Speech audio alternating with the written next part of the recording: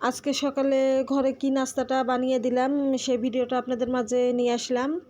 অনেক মজার নাস্তা, কিন্তু আমার মেয়ের খুবই পছন্দের। তো দেখতে থাকেন। তো আসসালামু আলাইকুম রহমতুল্লাহি বারাকাতু। আপনারা সবাই কেমন আছেন? আলহামদুলিল্লাহ, আমি তো খুবই ভালো আছি। তো সবার ঈদ কেমন কাটলো?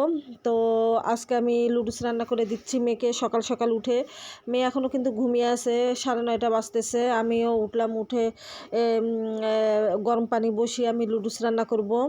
তো লুডুস লুডুসের জন্য এই লুডুসটা নিয়ে এসেছিল, স্টিক্স লুডুসটা।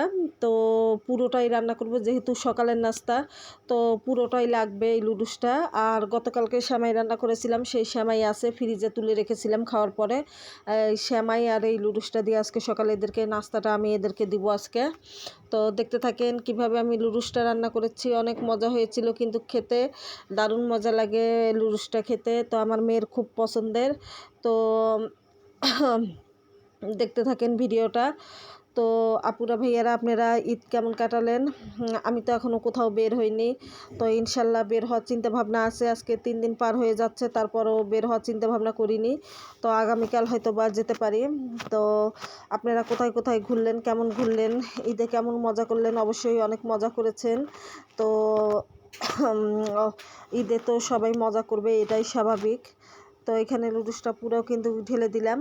তো আর আমার ভিডিও যদি আপনাদের কাছে একটু ভালো লাগে তো অবশ্যই দেখবেন, আর যদি ভালো না লাগে স্কিপ করে যাবেন ভিডিওটা।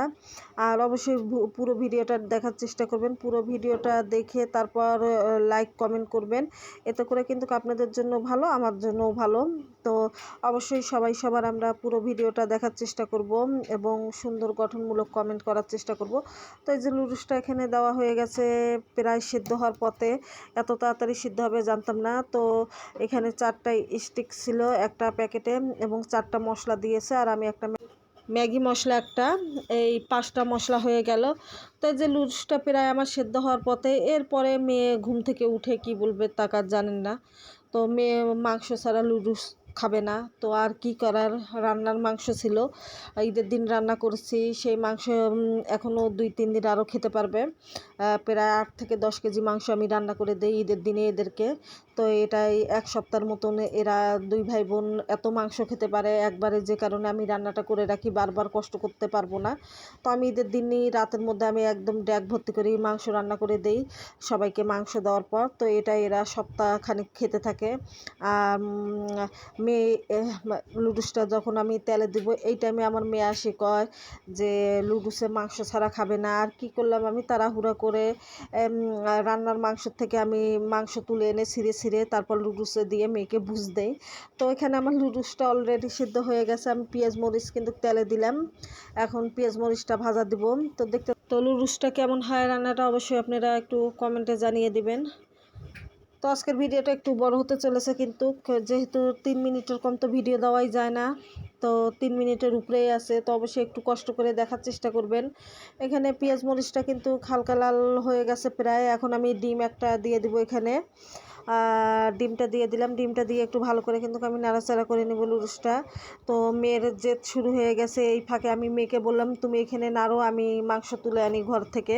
তো মেয়ে আমার খুব সুন্দর করে কিন্তু নাড়তেছে। আমি ঘরে চলে গেছি কিন্তু মাংস তুলতে, ওর জন্য এনে তাড়াতাড়ি করে এই যে মাংসটা এনে যে সুন্দর মতো এই যে ছিঁড়ে টুকরা টুকরা করে আমি দিয়ে দিলাম। 1 পিস মাংস, 4 টুকরা মাংস তুলে এনেছি, একদম 1 পিস ভর্তি ঝুরি হয়েছে মাংসর। তো অনেক মজা হয়েছিল কিন্তু খেতে। মেয়ে আমার যখন দেখলো যে মাংসটা আমি লুডুসে দিছি আর করার কিছু নেই, এখন যেহেতু বলতেছে মাংস ছাড়া লুডুস খাবে না, এখন আর কাঁচা মাংস রান্না করব কখন, আবার দিব কখন। তো আমার মাংস যেহেতু অলরেডি রান্না করা ছিল, সেখান থেকেই আমি লুডুসে দিয়ে দিলাম কিন্তু।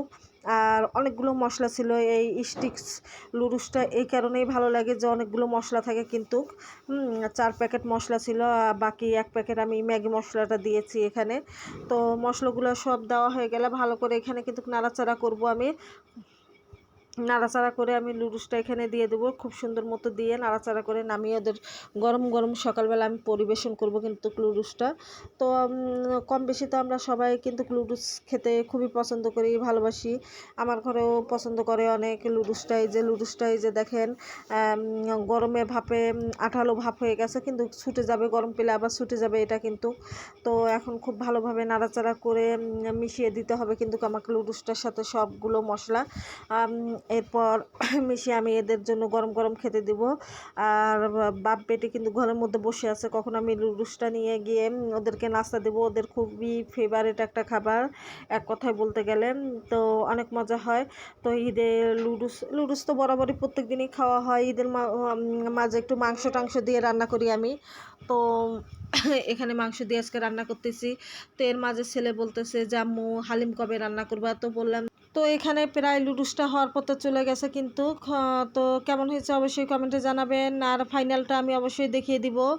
বাপ মেয়ে হাত মুখ ধুয়ে গোসল টোসল করে একদম বসে আছে কিন্তু খাওয়ার জন্য, কখন নিয়ে যে গিয়ে দিব আর খাবে। অনেক মজা করে লুডুসটা যেহেতু মাংস দিয়ে রান্না করছি, রান্নার মাংস অনেক মজা হয়েছিল খেতে। তো আমার সকালবেলা একটু ভাত হলে মজা লাগে, তো এদের লুডুস এগুলো আইটেম দিলে এদের খুবই মজা লাগে আমার ছেলে মেয়ে এবং ওর বাবার। তো ফাইনাল কী হলো নাস্তাটা অবশ্যই দেখিয়ে দিচ্ছি। এই যে সেমাই, লাচ্চা সেমাই, ঘি ভাজা লাচ্চা সেমাই, দুধ দিয়ে, ঘন দুধ দিয়ে, আর তার সাথে লুডুস, এখানে সস আছে। কেমন হয়েছে জানাবেন। আজকের মতো খোদা হাফেজ।